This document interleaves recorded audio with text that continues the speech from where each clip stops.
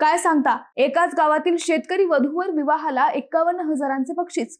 काय सांगता एकाच गावातील शेतकरी मुलगा आणि शेतकरी मुलीचा विवाह झाला तर तब्बल 51,000 रुपयांचे बक्षीस मिळणार आहे।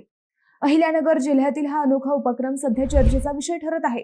मंडळी, आज अनेक तरुण तरुणी शहरांकडे आकर्षित होत आहेत। ग्रामीण जीवन, शेती आणि गावातील संस्कृती यापासून नवी पिढी दूर जात असल्याची चिंता व्यक्त केली जात आहे। याच पार्श्वभूमीवर जिव्हाळा फाउंडेशनने एक वेगळा आणि सकारात्मक पुढाकार घेतला आहे। पुण्यश्लोक राजमाता अहिल्यादेवी होळकर यांच्या जयंतीनिमित्त शिऊर येथे आयोजित कार्यक्रमात जिव्हाळा फाउंडेशनचे अध्यक्ष तथा उद्योजक संतोष पवार यांनी ही घोषणा केली। एकाच गावातील शेतकरी मुलगा आणि शेतकरी मुलगी यांचा विवाह झाल्यास फाउंडेशनच्या वतीने 51,000 रुपयांचे प्रोत्साहनपर बक्षीस दिले जाणार आहे। संतोष पवार यांनी सांगितले की शहरातील दिखावा आणि आभासी सुखाच्या मागे धावण्यापेक्षा समाधान, संस्कार आणि नातेसंबंध जपणे अधिक महत्त्वाचे आहे।